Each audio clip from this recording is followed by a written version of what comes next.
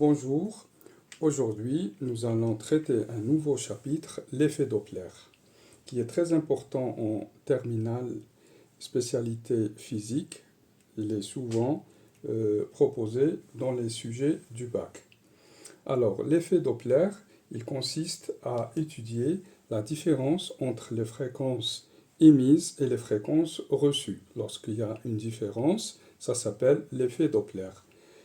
Cela revient à la relativité du mouvement. Vous vous rappelez que le mouvement est relatif par rapport au repère. Si je prends un chauffeur dans une voiture, il ne bouge pas par rapport à la voiture, mais si un observateur est ailleurs, il va observer un mouvement entre la distance entre le premier point et le deuxième point pour effectuer une certaine distance d.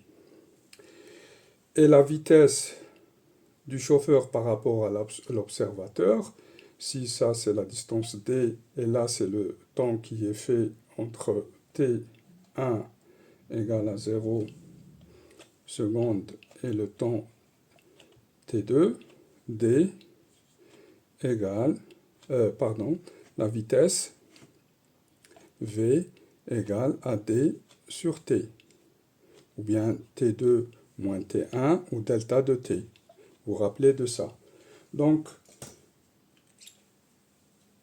pour les phénomènes ondulatoires, tels qu'un signal sonore, lorsque il est sur une voiture, par exemple une voiture de pompier, si il va être émis, plus la voiture arrive, donc ça on va l'appeler la source ou bien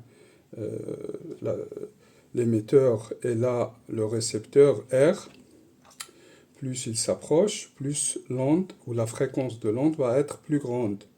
Donc on va arriver vers les sons aigus. Et puis plus il va s'éloigner, l'onde va diminuer, et donc la fréquence va diminuer, on va l'entendre moins. Quand vous avez des questions comme ça, il faut répondre et se référer à la réalité plus qu'au calcul. Alors, on va commencer par faire des calculs pour les phénomènes ondulatoires. Je fais un rappel, un phénomène ondulatoire, lorsque j'ai une source, j'ai un signal qui est émis, il va avoir une longueur entre la première onde et la deuxième onde, ça s'appelle la longueur d'onde, et elle est notée lambda. Lambda est en mètres. Et le temps qui est fait entre une onde et l'autre, c'est la période. T, elle est en secondes. Alors, c'est quoi la fréquence? Tout simplement, on a défini la fréquence F comme l'inverse de la période, 1 sur T. Et elle est en Hertz. C'est l'unité de la fréquence. Donc, lorsque j'ai une source, tout simplement, je vous rappelle le phénomène, c'est comme si j'avais un ballon qui est tiré de la voiture. Il va quelqu'un qui est sur Terre, il va le tirer à une vitesse v, mais s'il le tire de la voiture, il va avoir v plus v de la voiture. Et bien c'est ça l'effet Doppler. Et pour trouver les formules concernant ce phénomène, on va faire étape par étape. Donc j'ai une source au t, t1 égale à 0. Elle va arriver à la source au temps t2. Donc la vitesse de mon onde, v de mon onde, égale à d sur t2 moins t1. Quand t1 égale à 0, ça sera d sur t2. Et donc, le temps pour écouter ou pour entendre ma sirène, c'est t2 égale à la distance divisée par la vitesse de l'onde. Ça, c'est la première formule. Autre chose, si je mets une deuxième sirène, elle sera au temps T3. Alors, que représente T3? Il va représenter le temps d'émission de ma sirène. Donc la période ou la période à laquelle je mets ma sirène, TE, de la source, c'est égal à T3 moins T1. Mais comme T1 égale à 0, donc TE égale à T3. Autant T3, j'ai la deuxième sirène et elle représente le même temps que la fréquence d'émission de ma sirène. Elle va être écoutée au temps T4.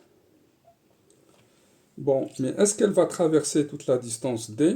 Non, parce que déjà T3, si mon mobile, ma voiture, elle est à une vitesse V, elle aura traversé une distance, donc il va me rester cette distance-là.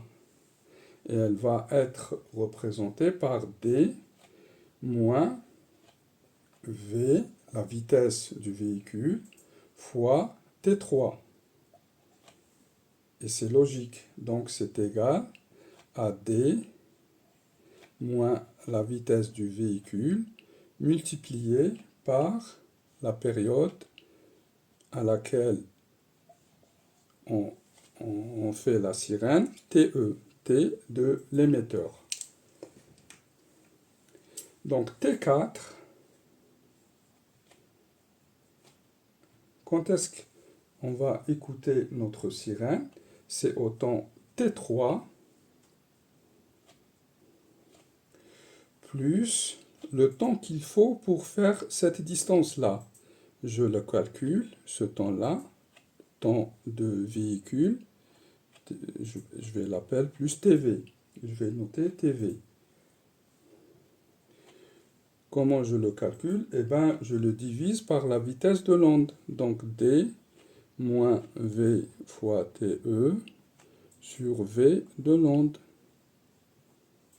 Donc, c'est égal à T3, mais comme T3 c'est TE, plus D moins V fois TE sur V de l'onde. Ces calculs sont très importants, il faut savoir les maîtriser et les retrouver. Maintenant, qu'est-ce que je vais... Donc là, c'est T4 que j'ai calculé.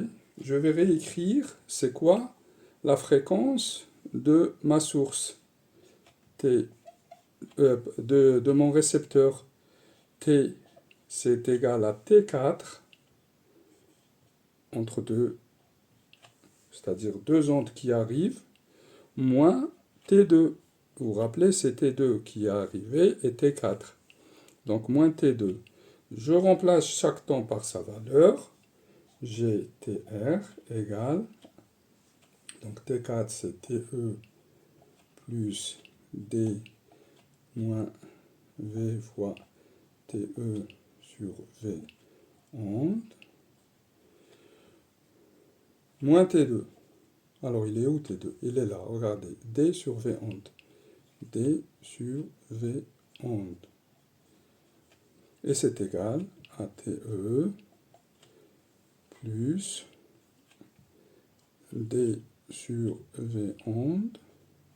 Bon, pour ceux qui sont mathématiciens, c'est trivial, ça se voit, mais pour les autres, il faudrait bien faire toutes les étapes. D sur V onde moins V fois TE sur V onde. Donc, ça se simplifie. Il va me rester la période du récepteur qui est égale à TE moins V fois TE sur V onde. Vous pouvez activer ou pour ceux qui savent faire, c'est très simple. Je mets T en facteur, c'est 1 moins V sur V onde. Cette formule est très importante parce que qu'est-ce que je sais? Je sais que la période t égale à 1 sur f, et inversement. Donc là, on est arrivé, et je vais m'arrêter là, je vais vous laisser remplacer et faire les calculs. Et on verra la prochaine fois. Donc j'ai t de mon récepteur égale à t de mon émetteur multiplié par 1 moins v sur v onde. Donc le v ici, c'est en mètres par seconde, donc ça se simplifie. Et là, on va voir que la période du récepteur, selon que je me rapproche, ça sera plus ou moins. Ici, ça sera moins, parce que la période sera plus petite, donc la fréquence sera plus grande. C'est logique. Voilà, et je vous dis à la prochaine vidéo. Merci.